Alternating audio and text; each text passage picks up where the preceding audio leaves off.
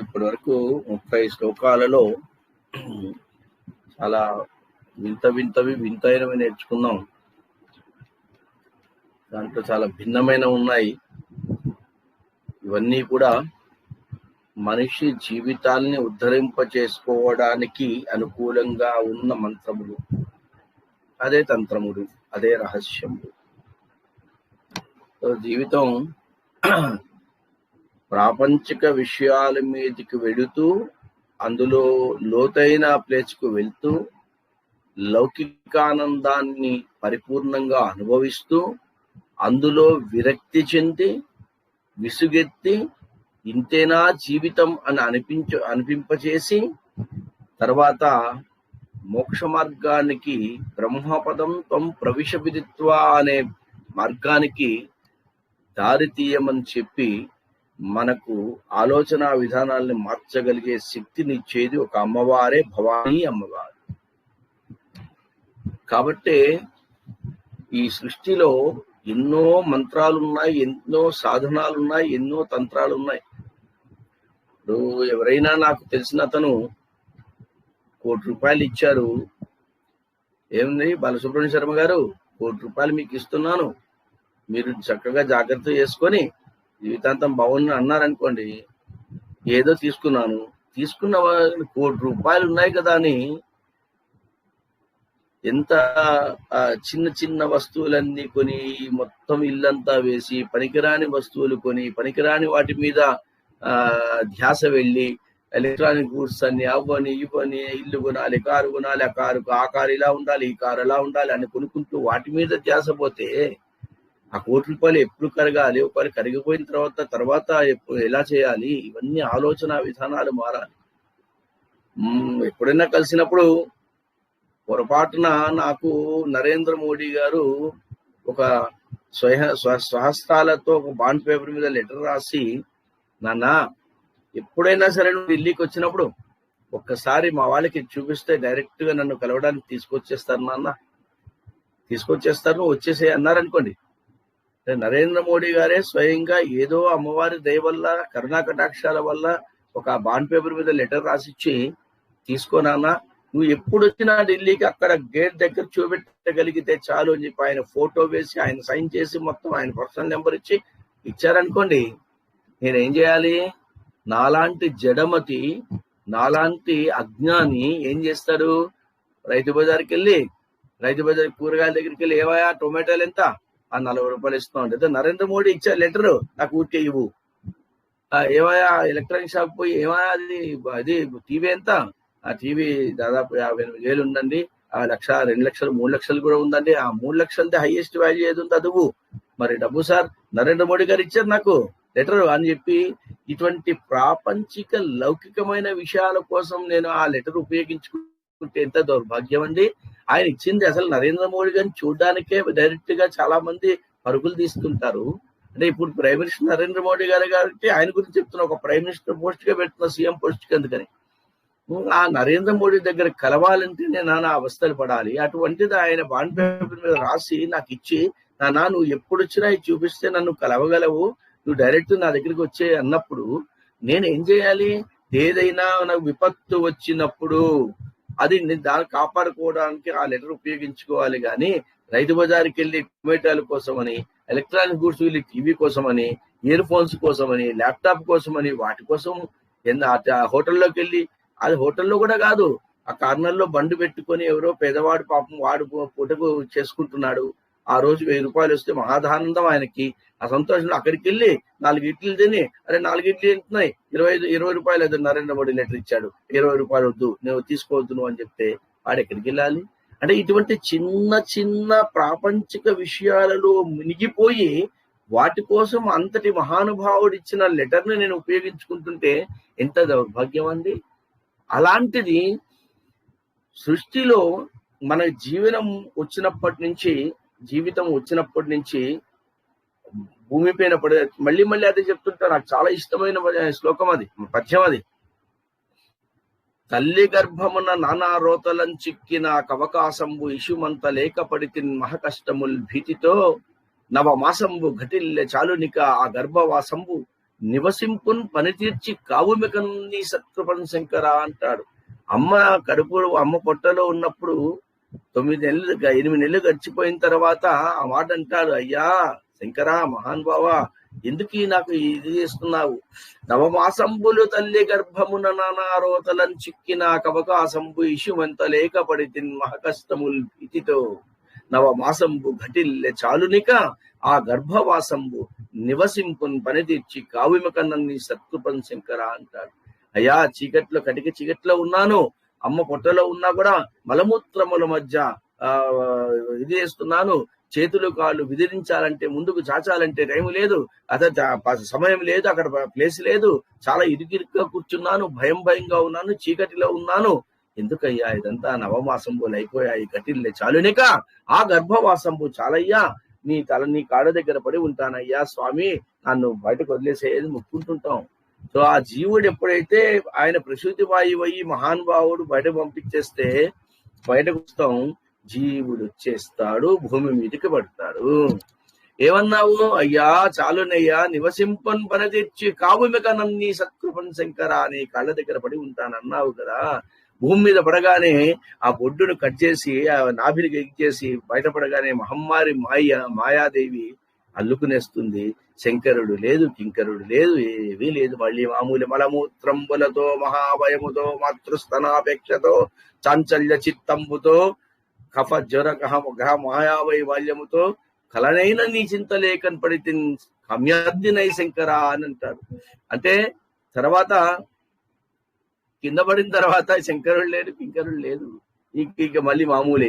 అటువంటి జీవి అంత కష్టపడి శంకరుని మెప్పించి బయటకు వచ్చి భూమి మీద పడ్డప్పుడు, అరే నాన్న అప్పుడేమో అలా అన్నావు, పోనీ ఇప్పుడు నన్ను తలుచుకోవట్లేదు, నువ్వు తలుచుకోకపోయినా నేను భోలా శంకరుడిని కదా నాన్న, నీకు ఇస్తానని నేను చెప్పి సకల చరాచర సృష్టిలో ఎవరికి ఈనటువంటి ఒక విలక్షణమైన ఆ పరిస్థితులను కల్పించి, వాతావరణాలను కల్పించి, జీవ విధానాన్ని సాగించమని అన్ని రకాలైన మీకు ఆ అవకాశాలు కలిగించి ఇచ్చాడు ఆ జీవికి మనకు.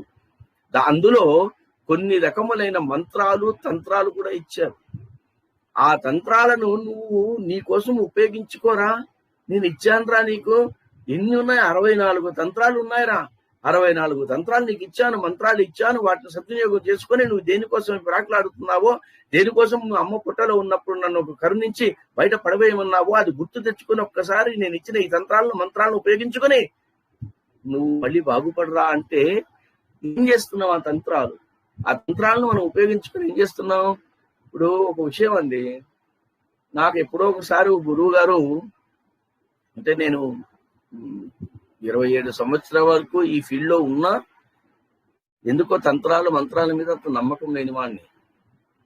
24 సంవత్సరాల వరకు ఉపనయనం అయిన తర్వాత ఒక గురువు గారిని కలిసిన తర్వాత తెలిసింది అర్థం ఏంటో. అయితే ఆ తంత్రాలు ఇవన్నీ వేస్ట్, తంత్రాలు ఎక్కడున్నా అది ఇది అంటే, గుప్త పంచాంగం ఒకటి పాత కాలంలో ఉన్నది ఇప్పటికీ ఉంది. చదువుతుంటే దోసెట్లో నీళ్లు పోసుకుని తెల్లవారుజామున నిద్ర లేచిన తర్వాత కాళ్ళు కూడా కింద పెట్టకుండా ఆ నోట్లో దోసెట్లో నీళ్లు పోసుకొని ఒక మంత్రం, ఏదో చిన్న మంత్రం ఇచ్చాడు.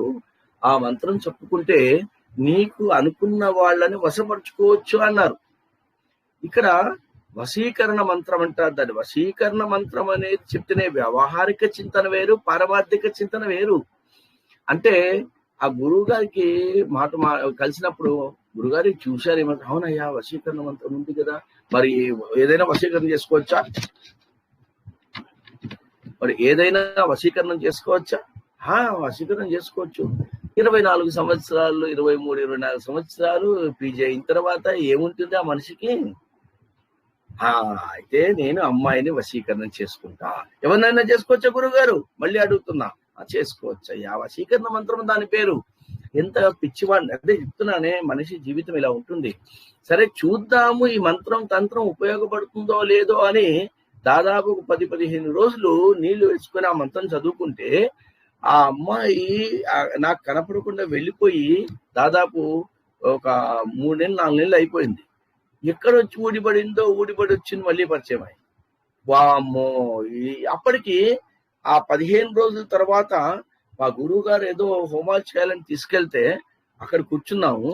కూర్చున్న తర్వాత హోమాలలో అనిపించి పిచ్చి పని చేశానా అని ఫోన్లే నిలిపేశాను. ఇప్పటికే 15 రోజులు చేసిన తర్వాత ఆపేశాను నేను అనుకున్నానా, అదే హోమాలలో మళ్ళీ ప్రత్యక్షమైంది అమ్మాయి. ప్రత్యక్షమై మళ్ళీ కనపడింది.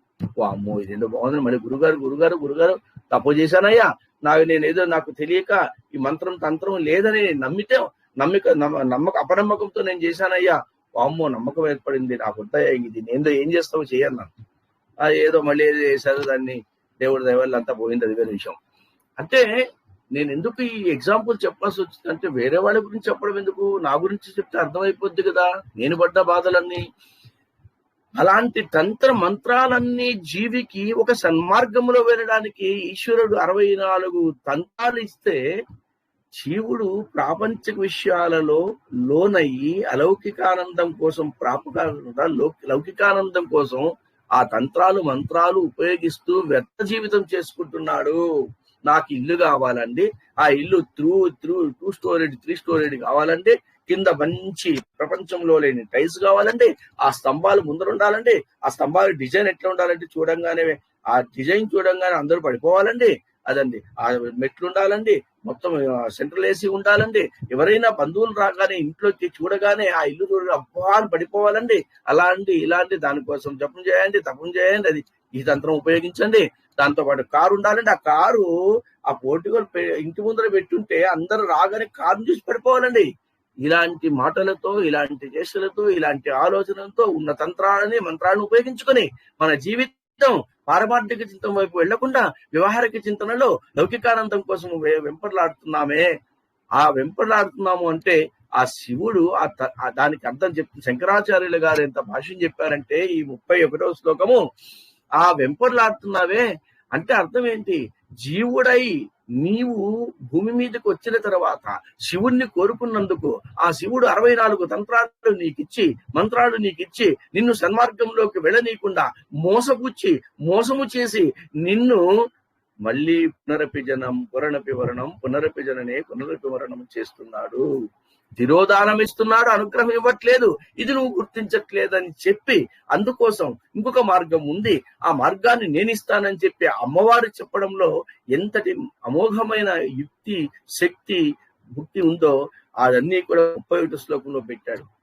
అంటే ఈ శివుడు ఇచ్చిన మంత్రాలను భోలాశంకరుడు కాబట్టి ఇచ్చాము. నరేంద్ర మోడీకేమే నేను పరిచయం అయ్యాను, ఇంకో ద్వారా ఏదో పరిచయం అయ్యాను, ఆయన వ్యక్తిత్వం, ఆయన సంస్కారం నీకు ఇస్తే దేనికైనా ఆపదలో ఉన్నప్పుడు ఢిల్లీకి వస్తే నన్ను ఉపయోగించుకుంటాడని ఆయన సదుద్దేశంతో ఇస్తే, నేను రాయితు బజార్లో పోయి కూరగాయలు ఆ మూల వెళ్ళి బండి మీద పట్టుకుంటున్న ఇడ్లీలు దోశలు తినుకుంటూ ఆ నరేంద్ర మోడీ లెటర్ చూపించుకుంటూ భయపెడుతూ నేను జీవనం గడుపుకుంటున్నానా? అది నా దుర్బుద్ధి, ఆయన దుర్బుద్ధి కాదు. శివుడు కూడా అలాగే 64 తంత్రాలను ఇచ్చి మంత్రాలను ఇచ్చి సద్వినియోగపరుచుకుని నీ జీవితం బ్రహ్మపదానికి వెళ్ళేటట్టుగా చూసుకుని నీకు ఏదో ఉందిరా. అందుకనే కొంతమంది మా ఏరియాలో పాటలు పాడుతుంటారు, చనిపోతే దినాలు పిలుస్తుంటారు పాట. పుట్టింది పురిటిలోన పోయేది మట్టిలోన, ఈ ఇల్లు స్థిరము కాదమ్మా, ఓ మట్టి బొమ్మ నీ ఇల్లు వేరే ఉందమ్మా అని. ఈ దేహం అనేది నీ ఇల్లట, మట్టి ఇల్లు, మట్టిలో కలిసిపోతుంది కాబట్టి ఇంత బాగుంటుందో. పుట్టింది పురిటిలోన పోయేది మట్టిలోన, ఈ ఇల్లు స్థిరము కాదమ్మా, ఓ మట్టి బొమ్మ నీ ఇల్లు వేరే ఉందమ్మా. కాబట్టి ఈ ప్రాపంచిక విషయాల కోసం పరిగెడుతూ నేను ఇచ్చే తంత్రాలను మంత్రాలను సద్వినియోగం చేసుకోకుండా దుర్వినియోగం చేసుకుంటున్నావు అని బాధపడుతూ ఉంటే, ఆ బాధను కూడా పక్కకు పెట్టి తన తన తపస్సులు వెళ్ళిపోతే శివుడు, అమ్మవారు వచ్చి గమనించి చూసి, అరే ఈ జీవి కడుపులో ఉన్నంగా కోరుకున్నాడే, అయ్యా నన్ను బయటకు పడేసేయి, కటిక చీకట్లో ఉన్నాను, బయటకు తీసేయి అంటే ప్రసూతి వాయువు అయ్యి భోలాశంకరుడు నా విభుడు తీసేశాడు కదా. తీసిన తర్వాత ఆ మాయ వచ్చి కబలించిన తర్వాత గుర్తుపట్టలేక, ఆ పూర్వజన్మలో ఏమడిగాడో తెలుసుకోలేక, పొట్టలో ఉన్నప్పుడు ఏమడిగాడో తెలుసుకోలేక ఇప్పుడు వచ్చి కొత్త అవతారం ఎత్తి ఇతను అప్పటి నుంచి తను సద్వినియోగపరుచుకోలేకపోతున్నాడే, భోలాశంకరుడు తపస్సుకు వెళ్ళిపోయాడే, ఈ జీవి ఆయన నా విభుని యొక్క భక్తుడైతే నా భక్తుడు కాదా? కళాభ్యాం చూడాలంకృత శిఖరాభ్యాం నిజ తపఃఫలాభ్యాం భక్తేషు ప్రకటిత ఫలాభ్యాం భవతు మే అన్నావు కదా. కాబట్టి నేను నా విభుడికి భక్తుడైతే నాకు భక్తుడే కదయ్యా. ఎందుకు? అమ్మవారికి గురువు శివుడు, అమ్మవారికి గురువుపదేశం చేసింది శివుడు, గురువు శివుడు, శివునికి గురువు అంతటి ఇది అమ్మవారు. మళ్ళీ ఎందుకంటే ప్రకృతి కదా, అచేతనత్వంలో ఉన్న శివునికి చేతనత్వమైన శక్తి అమ్మవారు కలిస్తేనే కదా ఆ చేతనత్వం వచ్చేది. కాబట్టి శివశక్త్యాయుక్తో అని 32వ శ్లోకంలో అదే ఉన్నది. మహాదలి శ్రీ విద్యాభాసము, శ్రీ విద్య ఎలా ఉంటుందో, శ్రీ విద్యా పోషణ ఎలా ఉంటుందో అంత మొత్తం డీటెయిల్ గా చెప్పిన 32వ శ్లోకంలో పంచదశాక్షరి మంత్రాన్ని చెప్పి శ్రీ విద్యా ఉపాసన ఎలా ఉంటుందో చెప్పగలిగినాడు 32వ శ్లోకం. అందులో బ్రహ్మాండంగా ఉంటుంది అది. మీరు ఇది ఫస్ట్ శ్లోకంలో శివశక్తి అని ఎట్లయితే ఉపయోగించారో శివశక్తి అని, ఇక్కడ మళ్ళీ 32వ శ్లోకంలో శివశక్తి అని ఉపయోగిస్తారు. శివశక్తి అందుకనే మొట్టమొదటి శ్లోకంలో శివశక్త్యా శివాను ఉపయోగించిన వాడు, 32వ శ్లోకంలో శివశక్తి అలా ఉపయోగించిన వాడు, 51వ శ్లోకంలో శివే అని ఉపయోగిస్తారు. శివే అంటే అమ్మవారని, అంటే అయ్యవారికి అమ్మవారికి భేదము లేదు, ఇద్దరు ఒకటే. అందుకే అర్ధనాదీశ్వర సంబంధం, అర్ధనాదీశ్వర రూపము. అందుకనే శివశక్త్యాయుక్తో. అటువంటిప్పుడు నా విభుడు ఇచ్చిన తంత్రాలన్నీ ఉపయోగించుకొని ఈ భక్తుడు చెడ్డు మార్గంలో వెళ్ళిపోతున్నాడు, బ్రహ్మపదానికి చేరువ కాలేకపోతున్నాడు.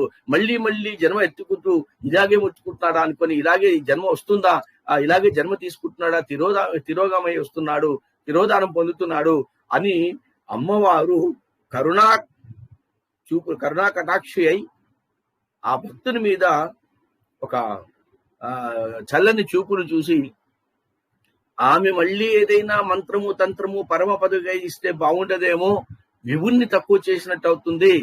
ఎందుకంటే ఆయన 64 తంత్రాలు ఇచ్చిన తర్వాత మళ్ళీ నేను సన్మార్గంలోకి రావాలంటే, బ్రహ్మపదంకు చేరుకోవాలంటే, ఆ బ్రహ్మపదం చేరుకునే ఒక చిన్న సూక్ష్మమైన నేను ఒక మంత్రం ఇచ్చానంటే నా విభుణ్ణి కించపరిచినట్టు అవుతుంది కదా. అందుకని ఇవ్వకూడదని చెప్పి ఆ విభుడు మేలుకున్న తర్వాత విభుని దగ్గరికి వెళ్ళి, శివుని దగ్గరికి వెళ్ళి, అయ్యా నువ్వు ఇచ్చిన మంత్రాలను సద్బుద్ధితో నువ్వు ఇచ్చావు, దుర్బుద్ధితో మానవుడు ఇలా ఉపయోగించుకుంటున్నాడు, బ్రహ్మపదానికి ఏదైతే చేరుకోవాలో చేరుకోలేకపోతున్నాడు, సన్మార్గంలో నడుచుకోలేకపోతున్నాడు. కాబట్టి ఈ యంత్రాలన్నీ కూడా పక్కన పెట్టి నేను ఒక మంత్రాన్ని నీకు ఇస్తాను, ఆ మంత్రం నీ ద్వారా మళ్ళీ వెళ్తే ఆ భక్తుడు నమ్ముతాడని చెప్పి శివుడి ద్వారా ఇంకొక మంత్రాన్ని ఇప్పించింది. అంటే విశ్వమంతా నిండి ఉన్న శక్తి బ్రహ్మశక్తి, బ్రహ్మాండేతరం అని. సో బ్రహ్మమైతే తనని తాను గురించి తెలుసుకునేది, అంటే బ్రహ్మాండమంతా విశ్వమంతా ఆకుపై వ్యాపించి ఉన్నది బ్రహ్మ విద్య అంటారు. తనని తాను గురించి తెలుసుకునేది ఆత్మ విద్య అంటారు. ఈ ఆత్మ విద్య బ్రహ్మాండ విద్యకు సమన్వయపరుచుకుంటే, ఆత్మ విద్య చక్కగా వినండి, ఇది ఆత్మ విద్య బ్రహ్మ విద్యకు సమన్వయపరిస్తే, ఆత్మ విద్య బ్రహ్మ విద్య సమన్వయపరిస్తే వచ్చేదే శ్రీ విద్య అని, ఆ సమన్వయపరిచేదే శ్రీ విద్య అంటారు. అంతే కదా. ఆత్మ పరమాత్మ, బ్రహ్మాండమాత్మ, ఆత్మ పరమాత్మలోకి లీనైపోవాలి. అందుకే యోగలో అత్యధిక స్థితి ఏంటంటే జీవాత్మ మనం ఆత్మ పరమాత్మలోకి ఐక్యం కావడం, అంటే జీవాత్మ అంటే చంద్రుడు, పరమాత్మ అంటే సూర్యుడు చంద్రుడు ఒకే రేఖ మీద వస్తే అందుకే అమావాస్య అంటారు. సూర్య చంద్రులు ఇద్దరు జాతకంలో ఏ దీంట్లో ఉంటారో అది అమావాస్య అవుతుంది. కాబట్టి సూర్యునికి ఎదురుగా ఇప్పుడు ఈ చెయ్యి ఉంది, మీకు కనబడుతుంది. ఇప్పుడు ఇది ఉంది, రెండు కనబడుతున్నాయి. ఇప్పుడు ఇది పెట్టాను, పరీక్షగా చూస్తే తప్ప వెనకది కనబడదు. అలా చంద్రుడు సూర్యుని కలిసిపోవాలి, జీవాత్మ పరమాత్మలోకి కలిసిపోవాలి. అదే చిట్ట చివరి సాధన, యోగ సాధనలో. అదే ఇక్కడ కూడా విశ్వమంతా వ్యాపించి ఉన్నవాడు బ్రహ్మ విద్య అయితే, తనను తాను గురించి తెలుసుకునేవాడు ఆత్మ విద్య అయితే, ఆత్మ విద్య పరమాత్మ, అది బ్రహ్మ విద్యకి అనుసంధానం చేసే విద్య శ్రీ విద్య. ఆ శ్రీ విద్య మనిషిని, జీవుణ్ణి ఒక సనాతన ధర్మం వైపు, బ్రహ్మ పదం వైపు లాక్కెళ్ళడానికి ఒక పారమార్థిక చింతనతో తీసుకెళ్లే అద్భుతమైన సాధన ఇంద్రియం అంటారు. ఆ విద్యని అమ్మవారు ఇస్తే విభుణ్ణి ఎగతాళి చేసినట్టు అవుతుంది, విభునికి విలువ లేకుండా పోతుంది అన్నట్టు. అందుకే కదా మన్మధుడు శివుణ్ణి ఇది చేయాలన్నప్పుడు మూడో కన్ను తెరిచి మన్మధుని చంపేస్తాడు. భస్మం అయిపోతే రతీదేవి వచ్చి అయ్యవారిని అడుక్కుంటే వీరు ప్రయోజనం లేదని అమ్మవారి దగ్గరికి వెళ్తుంది. కరుణాకటాక్షి కరుణామయి కదా అంటే సాటి ఆడదానికి అర్థం చేసుకుని, అమ్మా నేను నీ మాంగళ్యం గురించి నాకు బెంగ ఉంది, డెఫినెట్ గా నేను చేస్తానమ్మా, ఖచ్చితంగా నీకు ఇస్తాను. కాకపోతే నా విభుడు భస్మం చేశాడు, ఇప్పుడు నేను మళ్ళీ బతికించాననుకో నా భర్త విలువ పోతుంది.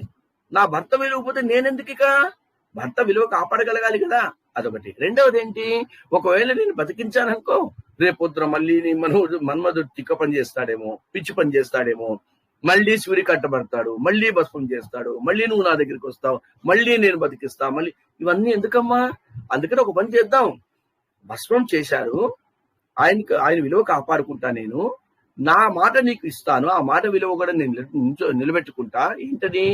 మన్మధుడిని నేను బతికిస్తానమ్మా. ఎవ్వరికి కనపడదు శరీరంగా అనంగుడు నీకు ఒక్కడికే కనపడతాడమ్మా, నీకు ఒక్కడికే కనపడతాడు. కాబట్టి శరీరము లేని మన్మధుడిని నేను ఇస్తానని చెప్పి మళ్ళీ బతికిస్తున్నాను. ఎంత ఇది ఉంది. కాబట్టి ఇవన్నీ కూడా అమ్మవారి యొక్క కరుణా కటాక్షంతో వస్తుంది. కాబట్టి అటువంటి శ్రీ విద్యను భక్తునికి అయ్యవారి ద్వారానే ఇప్పించి దాని ద్వారా పరమపదం చేరుకోమని చెప్పి చెప్పడంలో ఎంత ఇది ఉందంటే అదే ఇది. ఆ 31వ శ్లోకం అదే.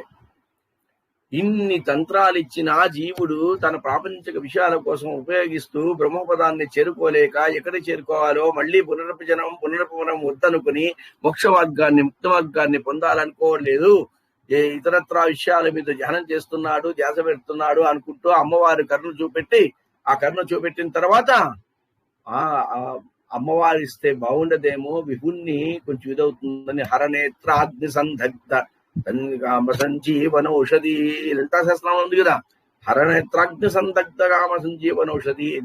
కాబట్టి అంత ఔన్నత్యాన్ని అంత విలువను కాపాడే అమ్మవారు. అందుకే పార్వతీ పరమేశ్వరులు మనకు ఆదర్శనీయులు, దంపతులకు వాళ్ళ ఇద్దరు పేర్లు చెప్పడానికి కారణం అదే. భర్త యొక్క విలువను కాపాడగలిగే భార్య ఉన్నంత వరకు ఆ భార్యాభర్తల మధ్య అంత అన్యోన్యత ఉంటుందంటారు. అందుకనే ఎందుకంటే ఆయన ఇచ్చేస్తాడండి, బోళాశంకరుడు ఇచ్చేసి వెళ్ళిపోతాడు. వెళ్ళిపోయి తన తపస్సులు తను ఉంటారు. తపస్స ఎవరి కోసం? నిజ తపఫలాభ్యాం కళాభ్యాం చూడాలంకృత శశికళాభ్యాం నిజ తపఫలాభ్యాం భక్తేషు ప్రకటిత ఫలాభ్యాం భవతుమే అంటాడు. కాబట్టి ఎవరి కోసం చేస్తున్నావయ్యా తపస్సు? నీకు చెప్పాలా? నేను చెప్పను. ఒక అమ్మాయి కోసం చేసుకుంటున్నాను లేపో. ఆ అమ్మాయి కోసం చేసుకుంటున్నావా? నేను పార్వతికి చెప్తా అంటాడు నారదుడు. ఆమె తపస్సు చేసుకుంటుంది. ఈ అమ్మాయి కూడా చేసుకుంటుందా? ఏమమ్మా ఎవరు చేస్తున్నావు తపస్సు? నేను ఒక అబ్బాయి కోసం చేస్తున్నా. అబ్బాయి కోసం చేస్తున్నావా? బాగుంది. ఆయనేమో అమ్మాయి కోసం, నువ్వేమో అబ్బాయి కోసం. ఇంతకు ఇద్దరిని కలిపి ఎవరు అమ్మాయి అంటే శివుడు చెప్పడు. మెల్లగా అమ్మవారి వైపు చూసి అమ్మాయి అంటాడు. అంటే కళ్ళతోనే అమ్మవారు అయ్యవారి వైపు చూసి అబ్బాయి అంటాడు. ఓకే, మీరు ఒకరి కోసం ఒకరు చేసుకుంటున్నారా? ఒకరి కోసం తపస్సు చేసుకుంటున్నారా? అంతే కదయ్యా జీవితం అంటే. సృష్టిని లయం చేయాలి, లయం చేసిన తర్వాత మళ్ళీ సృష్టి చేయాలి అంటే మేము ఇద్దరం ఉండాలి కదా. కాబట్టి నిజ తపఫలాభ్యాం అంత మాత్రం సరిపోతుందా? నీలాంటి వాళ్ళు, నాలాంటి జడపతులు ఎవరో వస్తుంటారు. అంటే నాలాంటి వాళ్ళు చాలా మంది ఉంటారు భక్తులు. కాబట్టి భక్తేషు ప్రకటిత ఫలాభ్యాం వాళ్ళని కూడా చూసుకోవాలి. భవతుమే ఎవరైతే మమ్మల్ని స్మరిస్తారో, మమ్మల్ని పూజిస్తారో, మమ్మల్ని ఇది చేస్తారో వాళ్ళకందరికీ ఆ స్మరణ చేత మేము వాళ్ళకు కావాల్సిన కోరికలను తీర్చాలి కదయ్యా. అందుకని నేను ఆవిడ కోసం, ఆవిడ నా కోసం. నిజ తపఫలాభ్యాం అనుకుంటూ ఆ ఆత్మ విద్యని బ్రహ్మ విద్యలోకి కలిపి రెండు శివశక్త్యాయుక్తో ఆత్మ విద్య, తనే మొత్తం ప్రపంచమంతా విశ్వమంతా తనే ఉండాలనుకున్నది అమ్మవారు. ఆత్మ విద్య కాదు, నేను అచేతనత్వంలోను నేను కూడా ఈ కార్యంలో ప్రపంచమంతా కనబడాలి అనుకునేవాడు శివుడు. కనబడుతున్నది అమ్మవారు. అయ్యో నా విభుడు కూడా కనబడాలనుకుంటున్నారు కదా అని చెప్పి ఈ ఆత్మ బ్రహ్మలోకి అవుతుందట శివశక్త్యా. అప్పుడు చేతనత్వం కలిగి ప్రపంచమంతా అయ్యవారే కనబడతారట. ఎంత విచిత్రం చూడండి. అమ్మవారు వెనకుండి నడిపిస్తుంది. ఇది వాస్తవం. అమ్మవారికి గురువు శివుడు. అమ్మవారికి గురువు, విద్య నేర్పే శివుడే. గురువు కంటే విశ్వంలో ఇప్పటివరకు చరిత్రలో ఎవరైతే గురువు మంత్రాన్ని ఉపదేశించాడో, ఆ ఉపదేశించిన మంత్రాన్ని కట్టు నియమాలతో ఏ భక్తుడైతే శుద్ధి పొందాడో అతను గొప్పవాడంట గురువు కంటే. గురువు మంత్రమే ఉపదేశించాడు. ఆ మంత్రాన్ని పట్టుకుని పై బ్రహ్మపదంతో ప్రవిశ విదిత్వం అని భక్తుడు ఎక్కడైతే ప్రాకుతాడో అక్కడ అతనే గొప్పవాడట. కాబట్టి గురువుపదేశం చేసి అమ్మవారికి ఇచ్చాడు. అమ్మవారు ఆ శక్తిని ఉపయోగించుకుని శక్తి మంత్రాలైందట. కాబట్టి అయ్యవారి కోసం, అయ్యవారు అమ్మవారి కోసం ఈ ఆత్మ బ్రహ్మ విద్యలో కనబడితే ఆ స్వామి నేను కూడా విశ్వమంతా కనబడాలంటది. కాబట్టి ఒకే స్వామి అని చేతనత్వాన్ని కలిగిస్తే శివశక్త్యాయుక్తో అని అప్పుడు శివుడు అంతా కనబడుతున్నాడు, బ్రహ్మాండమై కనబడుతున్నాడు. మండలాంతర్గతం హిరణ్మయం భ్రాజమానవపుషం శుచిస్మితం చండదీది విగ్రహం అఖండ విగ్రహం అఖండ విగ్రహం చింతయే ముని సహస్ర సేవితం అంటారు. అంటే మొత్తం విశ్వమంతా వ్యాపించి ఉంటారు. అప్పుడు ఆయన ద్వారా ఈ శ్రీ విద్యోపాసనని, శ్రీ విద్యా తంత్రాన్ని, పురుషార్థములు అనేకమైన కలిపి ఉన్నవాన్ని తంత్ర మంత్రాన్ని ఆయన ద్వారా మనకు పంపిస్తే ఆ తంత్రం ద్వారా, ఆ శ్రీ విద్య ద్వారా అతి సులభంగా మనము బ్రహ్మపదాన్ని చేరుకోవచ్చు ఉద్దేశ్యం శంకరాచార్య గారు ఇక్కడ ఈ 31 శ్లోకంలో చెప్పారు. ఆ శ్రీ విద్య ఏంటని వెంటనే అడగండి మీరు. 32వ శ్లోకం అదే పంచదశీ మంత్రం. అసలుకు జీవితంలో ఎలాగో వచ్చిందిగా చెప్తున్నాను, ఎక్కడికి పారిపోము. ఎందుకంటే ఈ శ్లోకం అనేది ముందు ఎక్స్ప్లెయిన్ చేస్తే తప్ప మీకు అర్థం కాదని ఎక్స్ప్లెయిన్ చేశాను. ఎందుకంటే టంగ్ ట్విస్టర్ అంటారు దీన్ని. ఆ పలకడం చాలా కష్టం. అది మంత్రము పలకడం చాలా కష్టం. అది అందువల్ల టంగ్ ట్విస్టర్ అంటారు దీన్ని. అందుకనే అది చెప్పుకుంటూ ఒక్కొక్క పదానికి అర్థం చెప్తే ఆ ఎడిటింగ్ చేసేవాడు లేకపోతే కష్టం అయిపోతుంది. దేనికి అదే ఉంటుంది. ఎందుకంటే చెప్తాను కొన్ని అపార్థాలకు లోనవుతుంది. అందుకని ముందు కథతో చెప్పేశాను, దాని యొక్క మొత్తం పరమార్థం చెప్పేశాను. ఇప్పుడు ఆ శ్రీ విద్య ఏంటంటారా? నెక్స్ట్ 32వ శ్లోకంలో శ్రీ విద్య ఉంది, పంచదశి మంత్రం. అన్ని మంత్రాలు, సౌందర్యలహరి, లలితా సహస్రనామం అన్ని పక్కకు పెట్టి ఒక్క చోటు జీవితం అన్నది మనం పరమార్థానికై చేరాలంటే పంచదశి మంత్రం ఒక్కటి చాలు. పంచదశి మంత్రం గురువు ద్వారా తీసుకొని 15 అక్షరాలు ఉంటుంది. 15 అక్షరాలు డివిజన్ చేశారు, 3 భాగాలుగా డివిజన్ చేశారు. అంటే 5 అక్షరాలని కాదు, 4, 6 అట్లా చేశారు. కాబట్టి 5, 4, 6 చేశారు. అట్లా చేశారు. అది ఒక్కొక్క భాగము ఉన్నది. వాగ్భవ కూటం అంటారు. అంటే కంఠం నుంచి పైన ఉన్న దాన్ని వాక్ భవ కూటము, వాగ్భవ కూటం. వాక్ అంటే మాట, వాగ్భవ కూటము. కాబట్టి అదొకటి ఉంటుంది. దానికి 5 అక్షరాలు ఉంటాయి. ఆ 5 అక్షరాలు ప్రాక్టీస్ అదొక్కటే జపం చేస్తే ఈ కంఠం నుంచి ఇక్కడున్న పై భాగం అంతా బాగా చేతనత్వం వస్తుంది. ఇంకా అంతగానే ఏం కావాలండి? మనకున్నంత అక్కడే కదా. వాక్ అనేది శుద్ధి అయిపోతుంది, కంటి చూపు బాగుంటుంది, వినికిడి బాగుంటుంది, ఉచ్ఛ్వాస నిశ్వాసాలు బాగుంటాయి, ఇక్కడున్న మెదడు బాగా పనిచేస్తుంది. సహస్రార ఇది ఆజ్ఞాచక్రం వరకు వచ్చేస్తుంది. ఆజ్ఞాచక్రం అయితే నిక్షిప్తం అయితే అప్పుడు సహస్రార చక్రానికి వెళ్ళిపోవడానికి ఈజీ అవుతుంది. అంతగానే ఏం కావాలండి? ఎప్పుడైతే వాగ్భవ కూటమి ప్రశాంతత పొందుతుందో ఆలోచన విధానం మారిపోతుంది, ఆలోచన శక్తి బాగుంటుంది. తర్వాత కంఠం నుంచి కటి వరకు నడుము వరకు ఏముంటుంది? మధ్యస్థ కూటమి అంటారు. దాన్నే మన్మధ కూటమి అంటారు. దాన్నే కామరాజ కూటమి అంటారు. కామరాజ కూటమి అంటారు. ఈ కాలంలో ఏదైనా కొన్ని పదాలు చెప్పాలంటే తలంచుకొని చెప్పాల్సిన పరిస్థితి వస్తుంది. కామవనంగానే అందరికీ వచ్చేది సెక్స్ అని. కాదు, దయచేసి వద్దు.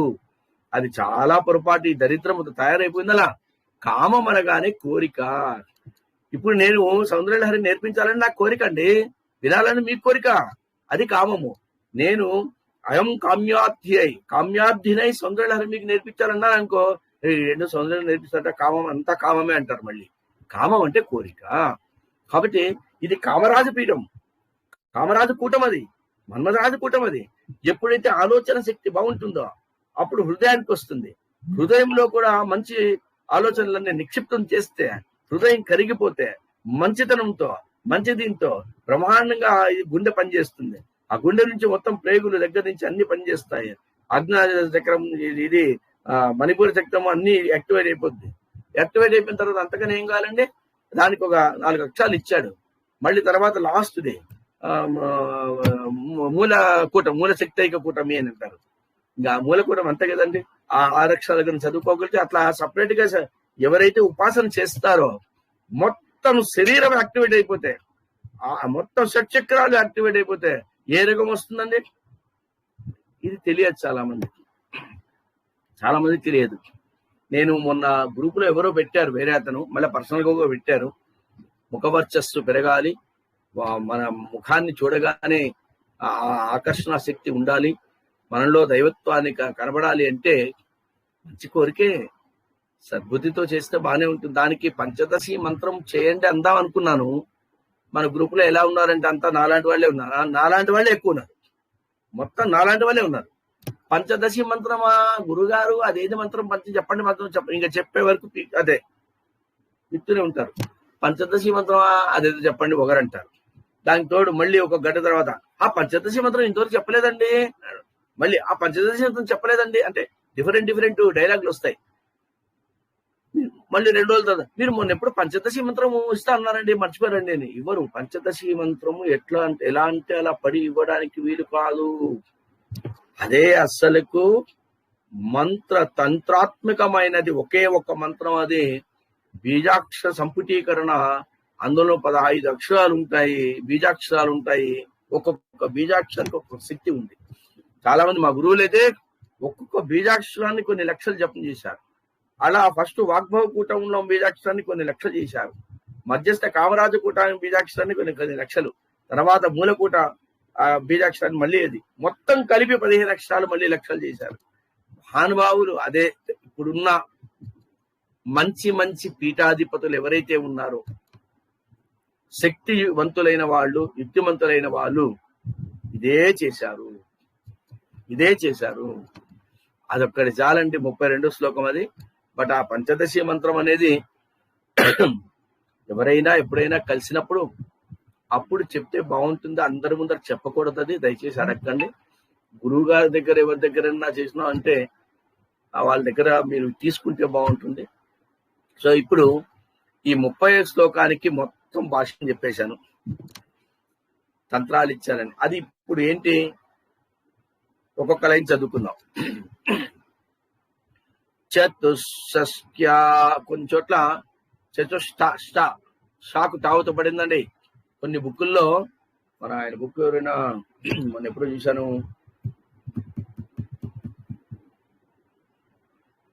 ఏం పేరు, కొన్ని బుక్స్ ఉన్నాయి చూశాను. అంటే వాళ్ళు తప్పులు చేయరు పాపం, ప్రింట్ మిస్టేక్ అంతే. షాకు తావత్ చతుష్ట్యా అన్నారు, చతుష్ట్యా ఓకే. చతుష్ట్యా తంత్రైః సకలమతి సంధాయ భువనం స్థితస్తసిద్ధి ప్రసవ పరతంత్రైః పశుపతిః పునస్త్వం నిర్బంధాదఖిల పురుషార్థైక ఘటన స్వతంత్రం తే తంత్రం క్షితితల మవాతీతరదజిధం. ఒక్కొక్క లైన్ చెప్పుకున్నాం. చతుష్ట్యా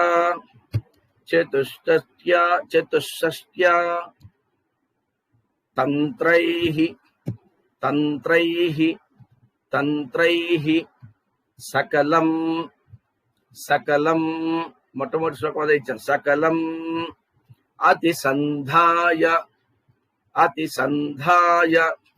అతిసంధాయ భువనం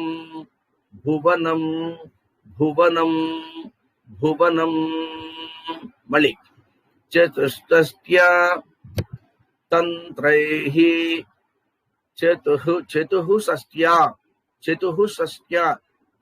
ఆ విసర్గంతో షావత్ వస్తుంది. చతుష్టస్య కాదు, షాకు టావత్తు కాదు. చతుషష్ట్య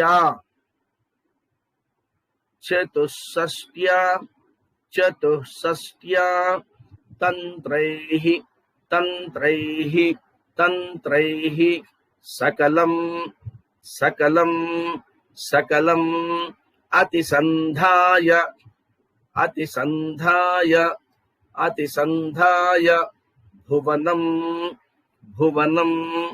భువనం కలిపి చెప్దాం. చతుషష్ట్య తంత్రైః సకలమతిసంధాయ భువనం.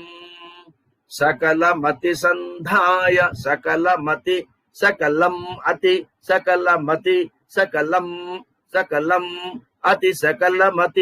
సకలమతి సంధాయ భువనం.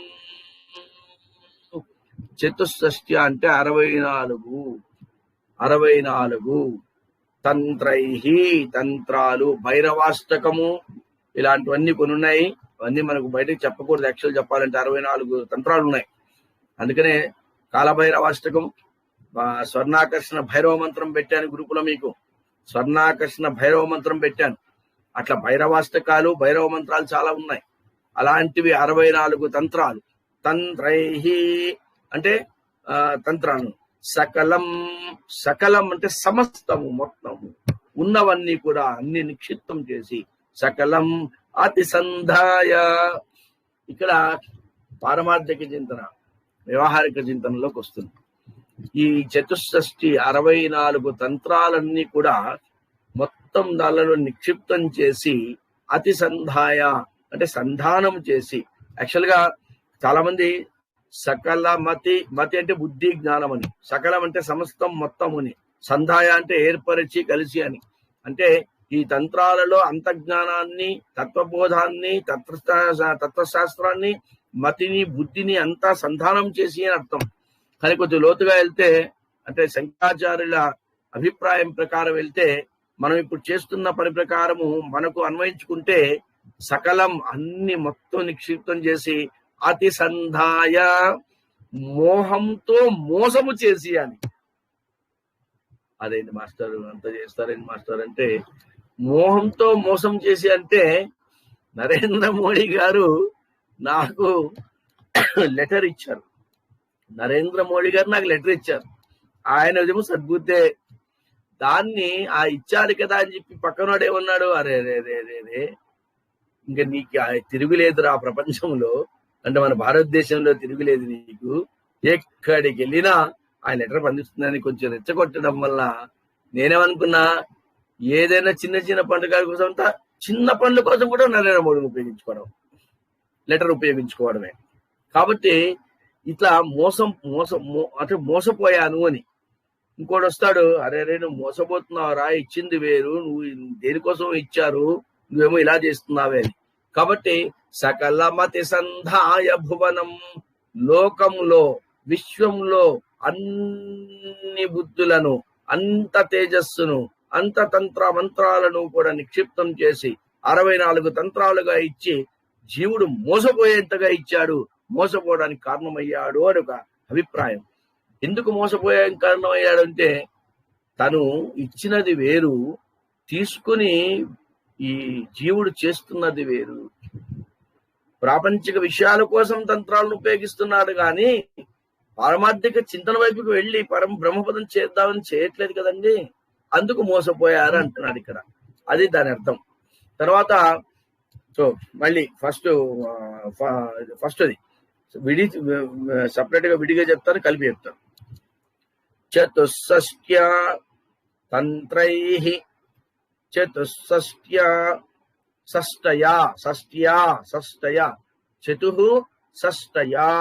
చతుషష్ట్యా అది షష్ట్యా అని మనం చెప్పుకోవడానికి మీకు అర్థం అవడానికి బాగుంటుంది. చతుషష్ట్యా యావత్తు చతుషష్ట్యా తంత్రాః తంత్రాః సకలం సకలం అతిసంధాయ భువనం అతిసంధాయ భువనం అతిసంధాయ భువనం చతుషష్ట్యా తంత్రైః చతుషష్ట్యా తంత్రైః సకలమతిసంధాయ భువనం సకలమతిసంధాయ భువనం సకలమతిసంధాయ భువనం. కొంతమందికి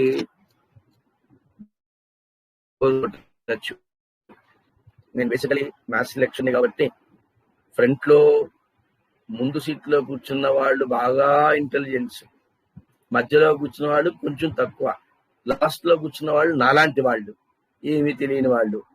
కాబట్టి లెక్చర్ అన్నాక వాళ్ళకు కూడా నాలాంటి వాళ్ళకు కూడా నేర్పాలనే సదుద్దేశంతో అక్కడ టీచింగ్ ఎలా చేస్తున్నానో మా మిస్సెస్ అదే అంటుంటారు, నువ్వు అక్కడ టీచింగ్ చేసినట్టే చేస్తావయ్యా, ఇంకా అర్థం కాకపోతున్నాను. నా బాధ అది కాదండి. చాలా మందిని చూస్తున్నాను కాబట్టి ఆ అర్థం చేసుకోవాలంటే టకటకా చెప్పేసేయడం కాదండి. నాకే అనిపిస్తుంటుంది నేను చెప్పిన దాంట్లో వీళ్ళకి అర్థం కాదేమో అని. అందుకని మళ్ళీ మళ్ళీ విడమరిచి చెప్తున్నాను. దయచేసి ఎవరికైనా బోర్ ఫీల్ అయితే మాత్రం కొద్దిగా ఓపిక పట్టండి. ఎందుకంటే చాలా మందికి బోర్ ఫీల్ అవుతుంటారు, ఏదో చెప్పిందే చెప్తున్నారని. కానీ నేర్పించాలన్నది ఉద్దేశం ఇక్కడ, మీకు చెప్పాలన్నది కాదు. నాకు వచ్చు, నాకు దాని భాష్యం వచ్చు, నీట్గా చెప్పాలనే ఉద్దేశం కాదు, మీకు నేర్పించాలనే ఉద్దేశం. కాబట్టి లెక్చరర్ గా ఎలా నేర్పిస్తానో, ఒక ప్రాబ్లం నన్ను వచ్చి డౌట్ అడిగితే ఆ డౌట్ ఎక్స్ప్లెయిన్ చేసినప్పుడు దాని ముందు వెనకాల కూడా చెప్తాను నేను.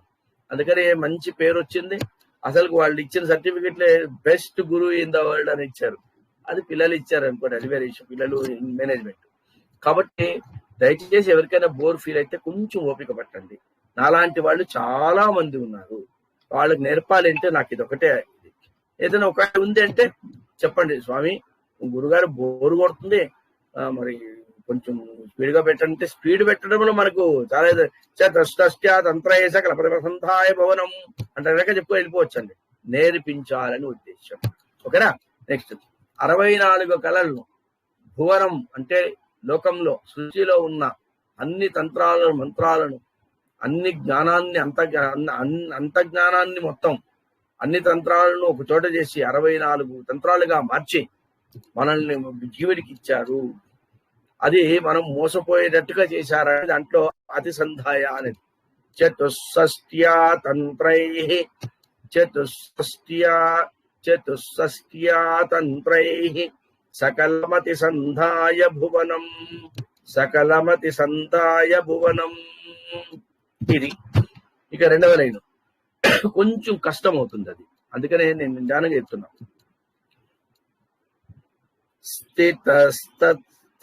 సిద్ధి అని ఉంది అక్కడ, దాన్ని సపరేట్ చేశానండి. ఆ సపరేట్ చేసింది మీరు కానీ అబ్జర్వ్ చేయగలిగితే అది ఎలా ప్రకారం ఈజీగా వచ్చేస్తుంది. స్థితః స్థితః స్థితః తత్ తత్, రెండు మాటలు. తత్ తత్ తత్ తత్ తత్ తత్ అన్నాను అనుకోండి స్లోగా, తత్ తత్ స్పీడ్ గా తత్ తత్ తత్ తత్ తత్ తత్ తత్ అట్లా వస్తుంది. అందుకని అది నేర్పించాలని. తత్ తత్ తత్ తత్ తత్ తత్ తత్ తత్ అది. సో స్థితః తత్ తత్ సిద్ధి తత్ తత్ సిద్ధి తత్ తత్ సిద్ధి తత్ తత్ సిద్ధి తత్ తత్ సిద్ధి తత్ తత్ సిద్ధి, అది లెక్క. స్థితః తత్ తత్ సిద్ధి తత్ తత్ సిద్ధి తత్ తత్ సిద్ధి, స్పీడ్ గా తత్ తత్ సిద్ధి తత్ తత్ సిద్ధి తత్ తత్ సిద్ధి, అది కదా.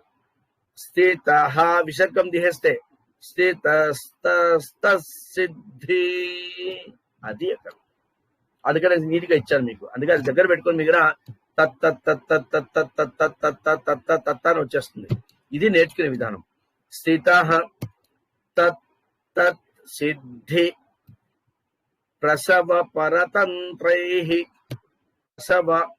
ప్రసవ పరతంత్రైః పరతంత్రైః పరతంత్రైః పశుపతిః పశుపతి పశుపతి మళ్ళీ స్థిత స్థిత స్థిత తత్ తత్ సిద్ధి తత్ తత్ సిద్ధి తత్ సిద్ధి తత్ సిద్ధి ప్రసర ప్రసవ ప్రసవ ప్రసవ పరతంత్రైః ప్రసవ పరతంత్రైః ప్రసవ పరతంత్రైః తత్ సిద్ధి ప్రసవ పరతంత్రైః పశుపతే పశుపతి. అది ఏంటి ఇక్కడ? ఇది ఏదైతే నిక్షిప్తం చేశాడు 64 ఇది లోకంలో స్థిత, అందులో అంతా ప్రపంచ విశ్వంలో విశ్వంలో స్థిత అంటే నిలిచి ఉన్నది. తత్ అంటే 2 సార్లు వేశారు. తత్ అంటే అటువంటిది, తత్ వివిధమైన అంటే వివిధ రకాలైన. సిద్ధి అంటే సిద్ధి పొందడం అంటే సంపూర్ణత పొందడం. సంపూర్ణత అంటే ఫలం వచ్చడం, ఫలప్రాప్తి. సంపూర్ణత సిద్ధి పొందడం అంటే సంపూర్ణత పొందడం అని, ఫలప్రాప్తి అని. సిద్ధి ప్రసవం మనం ప్రసవించారా అంటుంటారు. ఒక ఏరియాలో డెలివరీ అయితే ప్రసవించారా అని తెలుగులో పదేళ్ళలో. ప్రసవం అంటే డెలివరీ అంటే ఉత్పత్తి, అవుట్కమ్. ప్రసవం ఉత్పత్తి. పరతంత్రైః పర ఇతరుల, తంత్రైః తంత్రములు. మన మామూలుగా పరతంత్రైః అంటే పరుల ఆధీనంలో ఉన్నది అని, పరతంత్రైః అంటే పరుల ఆధీనంలో ఉన్నది. ఇతరత్ర తంత్రములు, వేరే తంత్రములు, పరతంత్రములు అని అర్థం. పశుపతి పరమేశ్వరుడు, శివుడు. అందుకనే ఇది చెప్తే మీకు అర్థం కాదనే ముందే భావం మొత్తం చెప్పేశాను. మళ్ళీ ఒకసారి చెప్పుకున్నాం. మళ్ళీ చెప్పుకున్నాం. ఇది స్థిత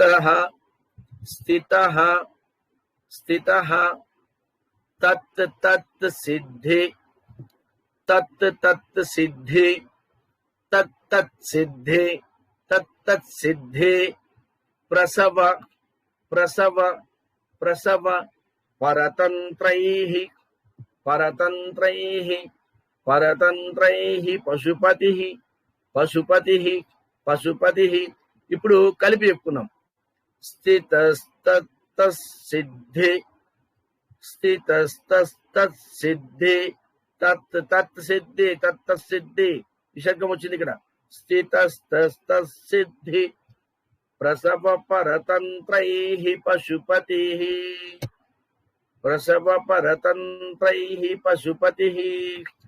సో పరుల యొక్క ఆధీనంలో ఉన్నవి, ఆ ఉన్నవన్నీ కూడా సిద్ధి పొందినవి. అంటే సిద్ధి పొందినవి ప్రాప్తి ఫలించినవి. అది ఎవరంటే పరమేశ్వరుని ఆధీనంలో ఉన్నవి అని. పరతంత్రం అంటే పరమేశ్వరుని ఆధీనంలో ఉన్నవి అని. ఇక మూడవది పునః త్వత్. ఇవి రెండు ఎందుకు చెప్తున్నా అంటే మీకు ఈజీ అర్థమైపోతుంది. పునః త్వత్ ఇట్లా సపరేట్ చేయాలంటే సంస్కృతంలో ఎక్కడ సపరేట్ చేస్తే తెలుస్తుందో అదే చేయాల్సి వస్తుంది, వాళ్ళే చేయాలండి. అది కొంచెం కష్టం. ఎట్లంటే చేయకూడదు. చేసిన తర్వాత దాన్ని సంధి కలిపినప్పుడు ఒకటే అర్థం రావాలి. అంత ఈజీ కాదు. కాకపోతే ఇలా సపరేట్ చేసి చెప్పకూడదు. మేము ఎవడన్నా చూస్తే మంచి ఇది ఎవడరా వీడు పనికిమాలిన వాడని నన్ను తిట్టుకుంటారు. కాకపోతే మీకు అర్థం అవ్వడానికి కోసం రాశాను. ఒకవేళ ఆ పాపం మీద తప్పే వస్తే నాకే వస్తుంది, మీకేం కాదు, ఏం ప్రాబ్లం. నేర్చుకోవడానికి అలా నేర్చుకోవడం తప్పు లేదు. నేర్చుకున్నాక ఒరిజినల్ నేర్చుకోవడం, ఒరిజినల్ చెప్పడం అనేది మంచిది. కాబట్టి పునః త్వత్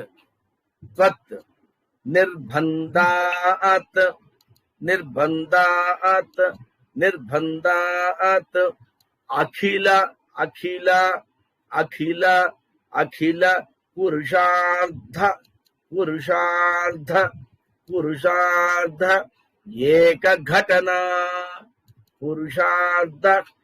ఏక ఘటన. ఇప్పుడు కలిపి చూద్దాం. పునఃత్వత్ పునఃస్త్వత్ పునః తత్వత్ పునఃస్త్వత్. సాకు రావత్ వస్తుంది, సాకు తావత్తు ఆవత్తు వస్తుంది. సో పునఃత్వత్ పునఃస్త్వత్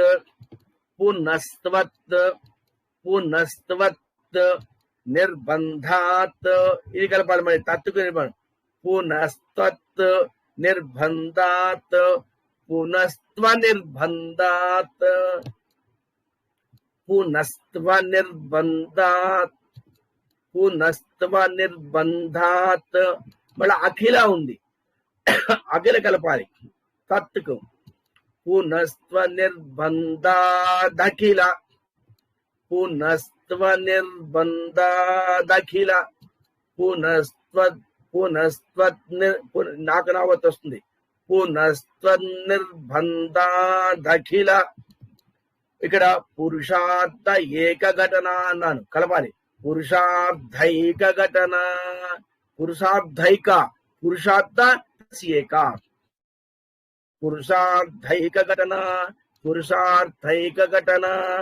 పునస్త్వ నిర్బంధాదఖిల, పురుషార్థైక ఘటన, పునస్త్వ నిర్బంధాదఖిల, పునస్త్వ నిర్బంధాదఖిల, పురుషార్థైక ఘటన.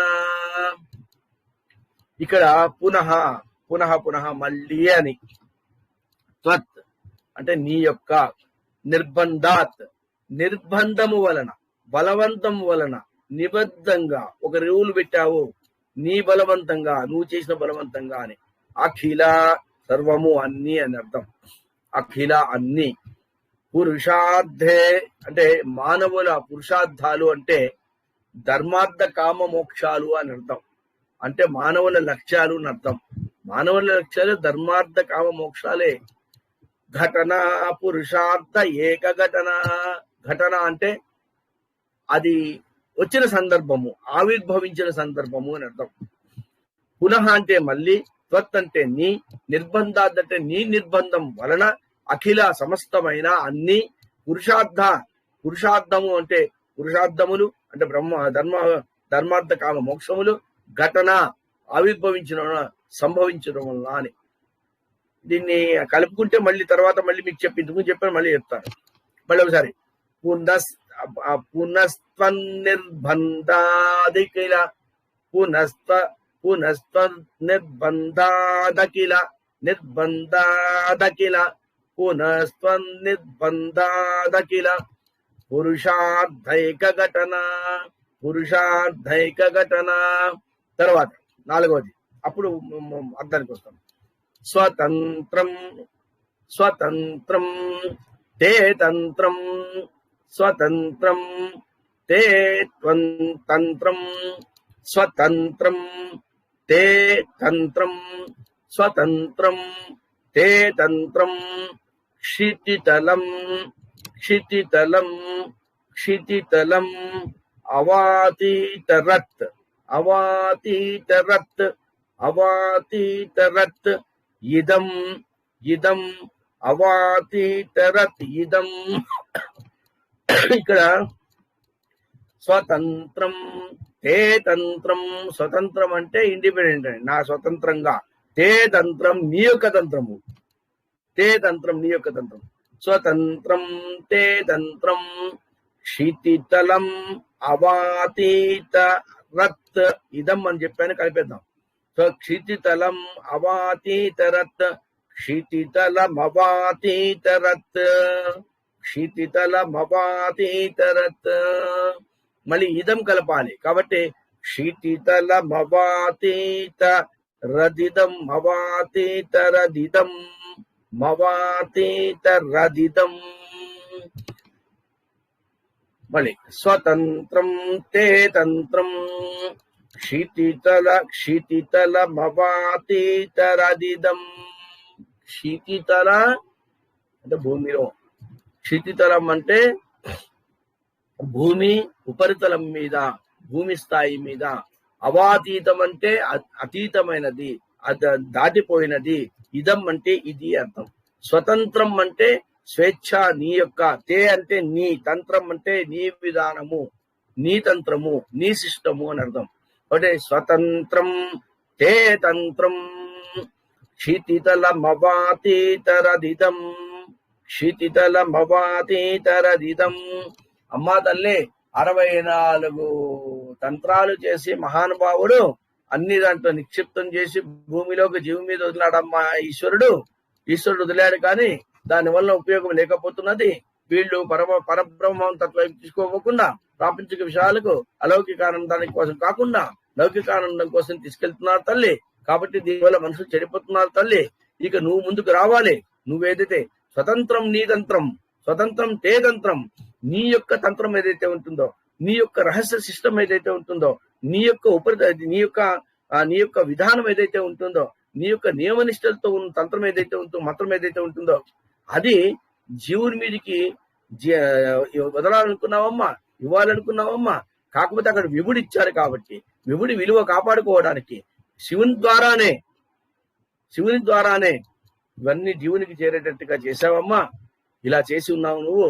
నీ మంత్రాన్ని, నీ విధానాన్ని, నీ తంత్రాన్ని ఒకటి జీవుని మీదకి వదిలావమ్మా. కాబట్టి దీనివల్ల అదే శ్రీ విద్య అంటారు. నీకు నీవుగా పరిచయం చేసుకుని, నీకు నీవుగా ఒక తంత్రము, స్వతంత్రం తే తంత్రం, నీ తంత్రం అనేది ఒకటి ఉంది. అది ఆత్మ విద్య. అయితే విశ్వమంతా నిబిడీకృతమై నిండి ఉన్నాడు మహానుభావుడు, అది బ్రహ్మ విద్య. ఈశ్వరుడే ఉన్నాడు, బ్రహ్మ ఈశ్వరుడే. రుద్రం విశ్వస్య రుద్రాయ విష్ణవేతుభ్యం బ్రహ్మణే సూర్యమూర్తయే అంటాడు శివపురాణంలో. ఈవెన్ పద్మపురాణంలో కూడా శివగీతిలో ఉంటుంది, పద్మపురాణంలో శివగీతిలో ఉంటుంది, శివపురాణంలో ఉంటుంది. ఏమని? నమశివాయ సాంబాయ సగణాయాదిహేతవే రుద్రాయ విష్ణవేతుభ్యం బ్రహ్మణే సూర్యమూర్తయే. కాబట్టి బ్రహ్మ విష్ణు మహేశ్వరులకు ఆ భేదము లేదు. పోర్టుపోలియో ఇచ్చారు, ప్రభుత్వం ఏర్పాటు చేశారు. ఒకరు ముఖ్యమంత్రిగా ఉండాలి, ఒకరు డిప్యూటీ ఉప ముఖ్యమంత్రిగా ఉండాలి, విద్యాశాఖ మంత్రి, మున్సిపల్ శాఖ మంత్రి, ఆరోగ్య శాఖ మంత్రి, కాబట్టి హోంశాఖ మంత్రి, ఇవన్నీ ఉండాలి. కాబట్టి పోర్టుపోలియోలు ఇచ్చారమ్మా. అందులో ఎవడు గొప్ప ఎవడు తక్కువ అని కాదు. మొత్తం ప్రపంచమంతా, విశ్వమంతా ప్రకృతి అయి నువ్వు ఉన్నావు. ప్రకృతి స్త్రీ పురుషుడు, స్త్రీతో సమానం ఉంటుంది. ప్రకృతి స్త్రీకి స్త్రీతత్వం. కాబట్టి స్త్రీతత్వం ఉన్న చోట ఉత్పత్తి కావాలంటే పురుషతత్వం ఉండాలి. కాబట్టి శివుని సృష్టించుకున్నావమ్మా. ఆ శివుడు నీకే గురువు అయినాడు. శివుని ద్వారా నేర్చుకున్నావు. నేర్చుకున్న తర్వాత శివుడికి నువ్వు గురువు అయ్యావు మళ్ళీ. అంటే అఖండ బ్రహ్మాండ విశ్వమునందరిని జయించేదాని, పరిపాలించేదాని అయ్యావమ్మా. కాబట్టి శివ పార్వతులకు భేదము లేదు. శివశక్త్యాయుక్తో, శివుడు మాత్రం నువ్వు లేకపోతే అచేతనత్వం కలిగి ఉంటుంది. శివుడు నువ్వు కలిస్తేనే శక్తి అవుతుంది. కాబట్టి శివుడి ద్వారా నువ్వు లోకానికి అన్ని ఇస్తున్నావు. ఆ తంత్రాలు మంత్రాలు అన్ని కూడా మానవ జీవితంలో ప్రాపంచిక విషయాలకు లోనై సరైన పద్ధతిలో ఉపయోగించుకోలేకపోతున్నారు. కాబట్టి దాన్ని చూసి ఒక తల్లిగా, మాతృమూర్తిగా నువ్వు బాధపడి, అయ్యో వీళ్ళు చెడిపోతున్నారని చెప్పి ఒక తంత్రాన్ని, సులభమైన శ్రీ విద్యా తంత్రాన్ని, ఆత్మ విద్య బ్రహ్మ విద్యలోకి సమన్వయపరిచే విద్యనే శ్రీ విద్య అంటారు. కాబట్టి ఆ తంత్రాన్ని సులభమైన రీతిలో ఇవ్వాలనుకున్నావమ్మా. నీకు నువ్వే స్వతంత్రం తే తంత్రం, నీ విధానాన్ని స్వతంత్రంగా నువ్వు ఇవ్వాలనుకుంటే అది విభుణ్ణి, పశుపతిని, నీ విభుణ్ణి, శివుణ్ణి కించపరిచినట్టు అవుతుంది అనుకున్నావేమో. అందువలన కాదు, లోకాల్లో నాలాంటి అజ్ఞానులకి భార్యాభర్తలన్నాక ఒకరే, ఇద్దరు కాదు, అర్ధనాదిస్వం తత్వం చెప్పడానికి నువ్వు మళ్ళీ శివుణ్ణి పిలిపించి, నీ విభుణ్ణి పిలిచి, విభునికి ఇచ్చి నీ ద్వారా నీది వెళ్తే బాగుంటుంది. ఎందుకంటే 64 తంత్రాలు నువ్వు ఇచ్చావు కాబట్టి ఆల్రెడీ మనిషి నమ్మి ఉన్నాడు. కాబట్టి దీని ద్వారా నువ్వు ఈ తంత్రాన్ని ఇస్తే బాగుంటుందని శివుని ద్వారా ఇప్పించావు కదమ్మా. కాబట్టి స్వతంత్రం తే తంత్రం క్షితితరమవాదీతరదితం. కాబట్టి వాటిని నమ్ముకుని మనుషులు ప్రాపంచిక విషయాలను వదిలిపెట్టి అలౌకిక ఆనందం కోసం పరుగులెట్టమని అమ్మవారు కరుణా కటాక్షి అయి అయ్యవారి ద్వారా ఇచ్చిన తంత్రమే శ్రీ విద్యోపాసన, శ్రీ విద్య. ఇది దీని అర్థం. చతుషష్టయా చతుషష్టై తంత్రైః సకలమతి సంధాయ భువనం స్థితస్తసిద్ధి ప్రసవ పరతంత్రైః పశుపతిః పునస్తన్నిర్బంధాదఖిల పురుషార్థైక ఘటన స్వతంత్రం తే తంత్రం క్షితితలమవాతీతరదిదం. ఇది అది విషయం. నెక్స్ట్ పంచాక్షరి మంత్రం అన్నది చాలా బాగుంటుంది.